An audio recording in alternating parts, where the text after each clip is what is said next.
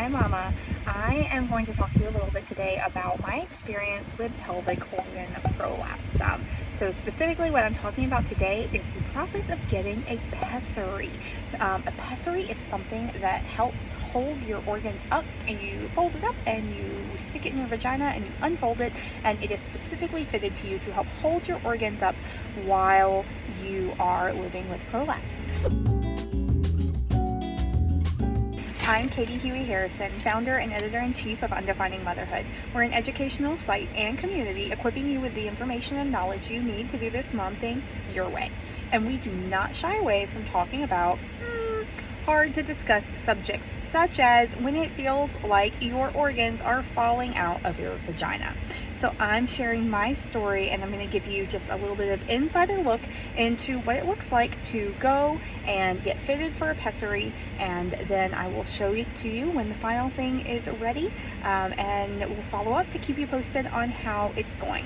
I was really curious to find information on this when I first started my prolapse journey, and I couldn't find a whole lot on what it's like to live with prolapse and to live with a pessary. So I will talk more about prolapse in different videos, and today I am about to head to the urogynecologist to get fitted for my first and hopefully only ever pessary.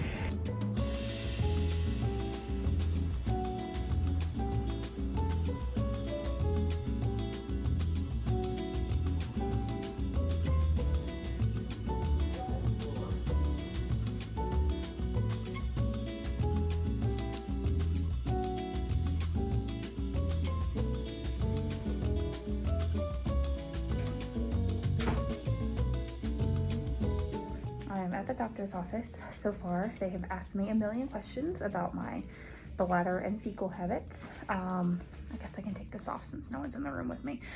So a lot of questions about my bladder and fecal habits, and then they just did an ultrasound. So they had me empty my bladder, did a urine culture, and then they just did an ultrasound to look at whether I still had urine left in my bladder to see if I was able to empty completely. I don't have the results of that yet, but I'm curious.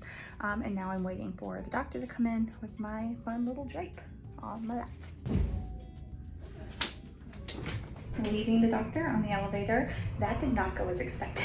So I thought I was going in to be fitted for a pessary. What she actually said is a pessary is not the best option for you. She wants to do a very minimally invasive surgery that I am going to get on September, sometime in September. So not particularly far away. What she did is she looked at the type of prolapse that I have, and she said it's going to be a lot better if we can just get this handled from a surgical perspective.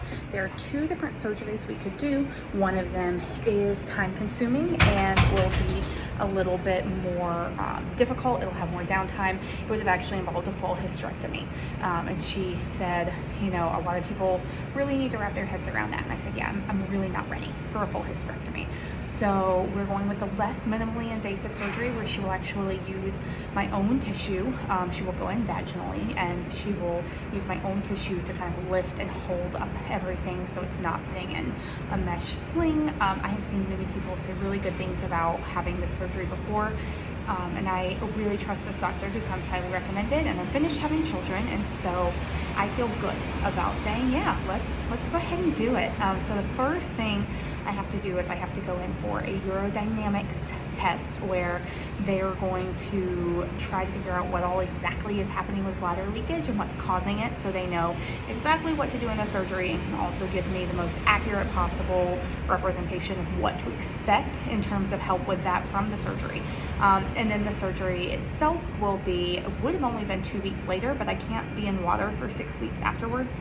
And we have a trip planned, so I asked if we could push it back so that I'll be able to get in the pool with Jack. So that's what's happening. So it's a really interesting look at how prolapse treatment is so individual, and why it's really important to see a doctor who you trust, and try to get the best treatment plan for you. Most people I know have said, I'm not going to do a surgery because it's too invasive and I can't do the things that I need to do with my life. Well, because of the type of prolapse that I have and where everything is sitting, that's not actually the case for me. So I am able to schedule the surgery that supposedly won't be that bad. She said it will take less than an hour, outpatient. I won't be able to lift Jack right after, but she said it won't be very long before you can. Technically it's 6 weeks, but realistically you're a mom and you can't do that, and I understand that, and that's okay. Holding the baby is fine. It won't inhibit breastfeeding. So I feel really good about this choice. For a lot of people, if you're not finished having children, this isn't even an option. It might not be that surgery is this easy depending on the type of prolapse and where everything is sitting. So, just a great reminder to go get the best support you can get, and remember that this is individual, that I can tell you everything about my experience, but it might not be yours, because based on everyone I knew, I thought I was coming today and getting measured for a pessary, and she was like, use Impressa, which is made by Poise. They're disposable. She said that's gonna do you not as much good as a pessary, but it's not worth the pessary for the change it's gonna make and how quickly I think we can fix this without it. So I will keep you posted on the journey. If you want to follow along and hear more about the urodynamic screening, the surgery, I will share results as they come. Then don't forget to hit the follow button. And if you have any questions you want me to start asking the doctor when I have future appointments, please drop them in the comments below and I'll make sure to bring those with me next time. Thanks so much for watching and have a great day. Bye.